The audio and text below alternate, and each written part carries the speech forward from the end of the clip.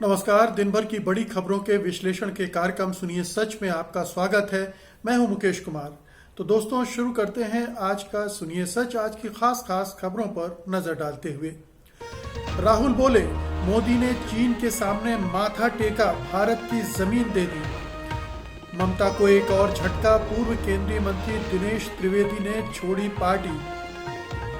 किसानों के बीच पहुंच रही है कांग्रेस, राहुल ने राजस्थान में की महापंचायत। सरकारी धमकियों के सामने झुका ट्विटर, भारतीय टीम में करेगा फेरबदल। रिंकू शर्मा की हत्या ने पकड़ा तूल, सांप्रदायिक रंग देने में जुटा संघ। खास खबरों पर नजर डालने के बाद अब वक्त है आज की बड़ी खबरों के विस्तार से विश्लेषण का। तो लेते हैं सबसे अहम खबर सबसे पहले। लद्दाख में चीनी घुसपैठ को लेकर मोदी सरकार पर 10 महीनों से हमलावर कांग्रेस सांसद राहुल गांधी ने शुक्रवार को एक बार फिर से सरकार को निशाने पर लिया है। राहुल ने कहा कि भारत माता का एक टुकड़ा चीन के पास है और प्रधानमंत्री नरेंद्र मोदी ये टुकड़ा चीन को उन्होंने पकड़ा दिया है। राहुल ने कहा, मुझे भारत की सेना, एयरफोर्स, नेवी और हिंदुस्तान की जनता पर भरोसा है। ये प्रधानमंत्री की जिम्मेदारी है कि वो हिंदुस्तान की सीमाओं की रक्षा करें, लेकिन उन्होंने इसे नहीं निभाया है। राहुल ने सवाल पूछा कि चीन की सेना डेप्सांग, गोगरा और हॉट स्प्रिंग से बाहर क्यों नहीं गई। उन्होंने कहा कि हिंदुस्तान की पवित्र जमीन को मोदी ने चीन को दे दिया और उसके सामने अपना सिर झुका दिया।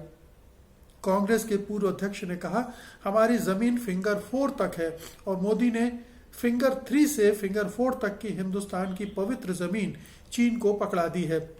राहुल ने राजनाथ सिंह के संसद में दिए गए बयान पर कहा, देप्सांग में चीन अंदर आया है, इस पर रक्षा मंत्री चुप रहे। गोगरा और हॉट स्प्रिंग की जमीन को लेकर राजनाथ सिंह ने कुछ भी नहीं बोला। राहुल ने कहा कि चीन के साथ जो हमारी बातचीत की पोजीशन थी, यथा स्थिति बहाल करने की, उसे सरकार भूल गई। कांग्रेस सांसद ने कहा कि ये पूरी तरह से कायरता है। प्रधानमंत्री नरेंद्र मोदी कायर हैं और वो चीन के सामने खड़े नहीं हो सकते। राहुल ने कहा कि मोदी सैनिकों की शहादत के साथ धोखा कर रहे हैं और हिंदुस्तान का कोई भी व्यक्ति इसे स्वीकार नहीं करेगा। उन्होंने कहा कि सरकार को उनके सवालों के जवाब देने चाहिए। तो जो बात तमाम रक्षा विशेषज्ञ कह रहे हैं कि अभी जो डील हुई है चीन के साथ, उसमें भारत ने अपनी लगभग 8 किलोमीटर की जमीन खो दी है और बल्कि गंवा दी है, दे दी है चीन को। वो उसी पर आज राहुल गांधी ने भी हैमर किया है, उस पर हथौड़ा मारा है और वो लगातार पिछले साल भर से केंद्र सरकार को, प्रधानमंत्री नरेंद्र मोदी को कटघरे में खड़ा करते रहे हैं। नरेंद्र मोदी चीन का नाम लेने से भी घबराते रहे हैं, उनका जिक्र तक नहीं किया है। और पहले उन्होंने कहा था, ना कोई आया है ना कोई घुसा है। अगर नहीं आया था, नहीं घुसा था, तो अब ये वापस क्यों जा रहे हैं। साफ बात है कि वो अंदर तक घुस आए थे और वो पूरी तरह से वापस भी नहीं जा रहे हैं, अगर रक्षा विशेषज्ञों की माने। और राजनाथ सिंह ने जो स्टेटमेंट दिया है राज्यसभा में, उसमें बहुत सारी चीजें वो छिपा गए हैं, बहुत सारी चीजों पर वो बोले नहीं हैं। तो बहुत साफ है कि ये जो डील हुई है, ये भारत के हक में नहीं रही है और इसी को राहुल गांधी ने अंडरलाइन करने की कोशिश की है। अगली खबर लेते हैं। पश्चिम बंगाल में विधानसभा चुनाव से ठीक पहले मुख्यमंत्री ममता बनर्जी की पार्टी को एक और झटका लगा है, जब उनकी पार्टी के राज्यसभा सांसद दिनेश त्रिवेदी ने तृणमूल छोड़ने का ऐलान कर दिया। उन्होंने राज्यसभा में अपने भाषण के दौरान ये ऐलान किया। त्रिवेदी ने इस दौरान ममता सरकार को कटघरे में भी खड़ा किया। कहा जा रहा है कि त्रिवेदी जल्दी ही बीजेपी में शामिल हो सकते हैं और इसी की ये पूर्व भूमिका है। वैसे ये अटकलें काफी समय से थी कि त्रिवेदी तृणमूल छोड़ सकते हैं। पूर्व केंद्रीय मंत्री दिनेश त्रिवेदी ने राज्यसभा में कहा कि टीएमसी में उन्हें घुटन हो रही है क्योंकि वे कुछ कर नहीं पा रहे हैं और इससे अच्छा है कि वे पार्टी छोड़ दें। कुछ दिन पहले ही कैबिनेट मंत्री लक्ष्मी रतन शुक्ला और राजीव बनर्जी ने इस्तीफा दिया था। इससे पहले शुभेंदु अधिकारी, उनके सांसद भाई और पिता के जाने से ममता को जोरदार झटका लग चुका है। कई विधायक भी पार्टी छोड़ चुके हैं। त्रिवेदी ने मोदी सरकार की तारीफ करते हुए कहा कि आज पूरी दुनिया भारत की तरफ देख रही है और कोरोना काल में सरकार ने बेहतर काम किया है। पूर्व केंद्रीय मंत्री ने कहा, जिस तरह से बंगाल में हिंसा हो रही है, ऐसे में मुझे यहाँ बैठे बैठे बड़ा अजीब लगता है। मुझसे देखा नहीं जा रहा है और मैं पार्टी को इसके लिए धन्यवाद देता हूं कि उन्होंने राज्यसभा में मुझे भेजा। उन्होंने कहा, मेरी आत्मा कह रही कि अगर आप यहाँ बैठे बैठे कुछ नहीं कर पा रहे हैं तो इस्तीफा दो और बंगाल की भूमि में लोगों के बीच जाओ। बीजेपी के राष्ट्रीय महासचिव और पश्चिम बंगाल में पार्टी के प्रभारी कैलाश विजयवर्गीय ने कहा कि अगर त्रिवेदी बीजेपी में आते हैं तो वे उनका स्वागत करेंगे। पहले तो दिनेश त्रिवेदी के राजनीतिक इतिहास को समझ लीजिए। ये 1980 में कांग्रेस में आए थे। 10 साल बाद जब कांग्रेस ऐसा लगा कि उसका पतन हो रहा है तो जनता दल में चले गए थे। जनता दल में करीब 8 साल रहे, फिर तृणमूल कांग्रेस में आ गए। तृणमूल कांग्रेस के जरिए ही वो केंद्र में मंत्री बने, राज्यसभा सदस्य बने, लोकसभा के लिए चुने गए और जो कुछ भी हासिल हुआ वो तृणमूल कांग्रेस के जरिए उन्हें हासिल हुआ। अब चूंकि हवा बदल गई है तो वो फिर से एक नई पार्टी जो हवा के साथ चल रही है, भारतीय जनता पार्टी, उसके साथ आगे बढ़ने की तैयारी कर रहे हैं। तो रामविलास पासवान की एक छोटी मोटी कॉपी आप मान सकते हैं दिनेश त्रिवेदी को, जिन्हें पता है कि अब राजनीतिक हवा किधर जा रही है और कहां दांव लगाना ठीक होगा। तो ये अवसर उन्होंने ढूंढ लिया है और उस जो भी राज्यसभा में उन्होंने कहा है उससे साफ हो जाता है कि उनके इरादे क्या हैं। वो भारतीय जनता पार्टी की तरफ रुख करके ही कह रहे हैं, बोल रहे हैं, उस तरफ जा रहे हैं। तो ये निश्चित रूप से ममता बनर्जी की पार्टी कोई अच्छी पार्टी, अच्छे ढंग से चलने वाली पार्टी तो है नहीं, लेकिन वैसी पार्टी तो बीजेपी भी नहीं है, क्योंकि वहां भी 2 नेताओं का पूर्ण नियंत्रण है। वहां भी कुछ समय बाद त्रिवेदी जी को घुटन होने लगेगी। लेकिन ये अवसर का मामला है, कोई डील का मामला है जो चुनाव के बाद उन्हें हासिल हो सकती है। वो कोई मंत्री पद, कुछ बड़ा पुरस्कार पा सकते हैं। लेकिन जहां तक ममता बनर्जी का सवाल है तो उनके लिए एक और झटका माना जा सकता है, क्योंकि कई बड़े स्तंभ ढह रहे हैं उनकी पार्टी से। उसका उनको कितना नुकसान होगा, नहीं होगा, ये आने वाले वक्त में पता चलेगा। ये कहना कि उसका नुकसान नहीं होगा, ये गलत होगा, क्योंकि जब ऐसे बड़े नेता दूसरी पार्टी में जाते हैं तो एक जनाधार भी जाता है और एक हवा भी बनती है, और उसका नुकसान जिस पार्टी से टूटकर लोग जा रहे होते हैं उसको होता है। तो ममता बनर्जी को इसका नुकसान निश्चित रूप से होने जा रहा है। अगली खबर लेते हैं। कृषि कानूनों के खिलाफ किसानों के आंदोलन को समर्थन दे चुकी कांग्रेस के बड़े नेता अब खुद भी किसानों के बीच में पहुंच रहे हैं। प्रियंका गांधी के सहारनपुर में कांग्रेस द्वारा आयोजित किसान महापंचायत में पहुंचने के बाद राहुल गांधी 2 दिन के राजस्थान के दौरे पर हैं। राहुल की कोशिश किसानों के बीच में पार्टी का आधार बढ़ाने की है। दूसरी ओर किसान भी लगातार महापंचायतों का आयोजन कर रहे हैं और अपने आंदोलन को विस्तार दे रहे हैं। राहुल का 2 दिनों में 5 किसान महापंचायतों को संबोधित करने का कार्यक्रम है। संसद में भी वो कृषि कानूनों को किसानों के खिलाफ बता चुके हैं। राहुल ने गुरुवार को संसद में मोदी सरकार को घेरा था और कहा था कि इस देश को सिर्फ 4 लोग चला रहे हैं, हम 2, हमारे 2, और सरकार के कृषि कानूनों का फायदा पूंजीपतियों को होगा। पीली बंगा में हुई किसान महापंचायत में राहुल ने आरोप लगाया कि प्रधानमंत्री चीन के साथ सामने तो खड़े नहीं हो सकते, लेकिन किसानों को अपनी ताकत दिखाते हैं। राहुल ने कहा कि सरकार को कृषि कानूनों को तुरंत रद्द करना चाहिए। उन्होंने कहा कि सरकार किसानों से उनकी जमीन, उनका भविष्य छीन रही है। किसान आंदोलन में पंजाब से लेकर हरियाणा, वेस्ट यूपी और राजस्थान की जाट आबादी खासी सक्रिय है। उधर दूसरे किसान नेता, किसान संयुक्त मोर्चा के नेता अपनी महापंचायतें कर रहे हैं और अब अलग अलग राज्यों में इनको सिलसिलेवार ढंग से करने की योजना है। किसान नेता दर्शन पाल के मुताबिक उत्तर प्रदेश के मुरादाबाद में 12 फरवरी, हरियाणा के बहादुरगढ़ में 13 फरवरी, राजस्थान के श्रीगंगानगर में 18 फरवरी, राजस्थान के ही हनुमानगढ़ में 19 फरवरी और सीकर में 23 फरवरी को महापंचायत का आयोजन किया गया है। इसके अलावा किसानों ने 18 फरवरी को रेल रोको अभियान का ऐलान भी कर दिया है। कुल मिलाकर अब किसान आंदोलन दिल्ली की सीमाओं से निकलकर पूरे देश में फैल रहा है। तो एक तरफ किसान आंदोलन से जुड़े किसान नेता, किसान संगठन अपने स्तर पर महापंचायतों के जरिए पूरे उत्तर और पश्चिमी भारत में अपना आधार, अपना आंदोलन बढ़ाने की कोशिश कर रहे हैं। दूसरी तरफ अब देर से जागी है लेकिन जाग गई है कांग्रेस, और कांग्रेस भी अब इस किसान आंदोलन में अपनी आहुति देने के लिए तैयार दिखती है। प्रियंका और राहुल सक्रिय हो गए हैं। दूसरे नेताओं को भी सक्रिय होने के लिए कहा गया है। इन महापंचायतों में उनकी भागीदारी किसानों के बीच उनकी छवि को बेहतर कर सकती है। लेकिन ये एक तरह से उल्टा भी पड़ सकता है, क्योंकि भारत सरकार, मोदी सरकार लगातार ये कहने की कोशिश कर रही है, प्रचारित कर रही है कि विपक्ष इस आंदोलन को सहयोग दे रहा है, विपक्ष का अपना एजेंडा इस आंदोलन में है। तो ये खतरा भी इससे जुड़ा हुआ है। लेकिन राजनीति में खतरे होते हैं और जोखिम उठाने पड़ते हैं। तो अगर कांग्रेस ये जोखिम उठा रही है और ये उस तरह का अगर योजना नहीं है कि एक बार आए और फिर गायब हो गए वाली, जो कि राहुल गांधी और प्रियंका दोनों के साथ ऐसा है, तब तो इसका लगातार अगर कोशिश की तो कुछ फायदा आने वाले चुनावों में मिल सकता है, अपनी पार्टी को खड़ा करने में मिल सकता है। लेकिन अगर कुछ महापंचायतों के बाद फिर से राहुल प्रियंका अपने अपने कोठियों में जाकर बंद हो गए और ट्विटर से राजनीति करने लगे, तो उसका कोई फायदा होने नहीं वाला है। अगली खबर लेते हैं। ट्विटर ने भारत सरकार से कहा है कि वो भारत की अपनी टीम को फिर से गठित करेगा और दफ्तरों में सीनियर अफसरों को नियुक्त करेगा। ट्विटर का कहना है कि ऐसा करने से कानूनी मामलों को बेहतर ढंग से हैंडल किया जा सकेगा और सरकार के साथ उसकी बातचीत भी बेहतर होगी।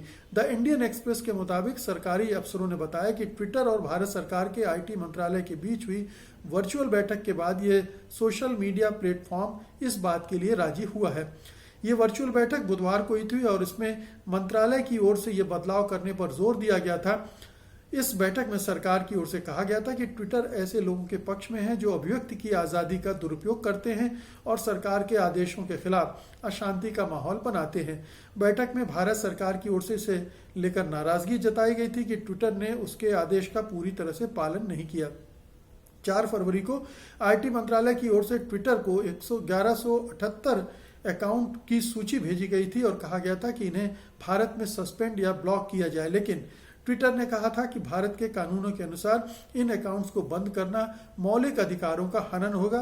बैठक के दौरान ट्विटर की ओर से बताया गया कि उसने सरकार की ओर से कंटेंट को लेकर जो मुद्दे उठाए थे उनमें से 95% पर एक्शन लिया गया है और बाकी बचे विवादित कंटेंट को भी हटा देगा। बुधवार को ट्विटर ने कहा था कि उसने IT मंत्रालय के नोटिस पर 500 से ज्यादा अकाउंट्स को सस्पेंड किया है। हालांकि उसने ये भी कहा था कि उसने न्यूज मीडिया से जुड़े पत्रकारों, कार्यकर्ताओं और नेताओं के अकाउंट्स के खिलाफ कोई कार्रवाई नहीं की है। साफ दिख रहा है कि भारत सरकार ट्विटर को दबाने की, अपने कंट्रोल में लेने की जो कोशिशें कर रही हैं, ऐसा लगता है कि वो रंग ला रही हैं। ट्विटर कहीं ना कहीं झुकता हुआ, समझौता करता हुआ दिख रहा है, क्योंकि बहुत सारे अकाउंट्स को सरकारी दबाव में उसने बंद किया है, ब्लॉक किया है। ये पहले ब्लॉक नहीं किए गए थे, पहले वो ब्लॉक नहीं कर रहा था।